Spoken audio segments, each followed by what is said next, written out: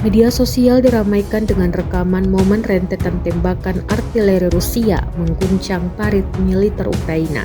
Rekamannya beredar di Telegram pada Jumat 7 Juni 2024. Dalam keterangan unggahan disebutkan, inilah video tentang penyerangan Rusia ke militer Ukraina di daerah Terni. Pasukan penyerang dari Divisi Senapan Bermotor ke-144 Rusia melakukan operasi penyerangan terhadap parit yang dihuni sejumlah tentara Ukraina. Sebelum diserang artileri, pasukan Ukraina lebih dulu menyerang posisi personel Rusia dengan peluncur granat. Namun, belum sukses menyerang mendadak, artileri Rusia menghancurkan paritnya. Tak hanya artileri, di akhir serangan pesawat tempur alias drone peledak juga menyerang militer Ukraina. Proses evakuasi yang terluka makin sulit usai banyak pasukan Ukraina yang tumbang kena ledakan artileri.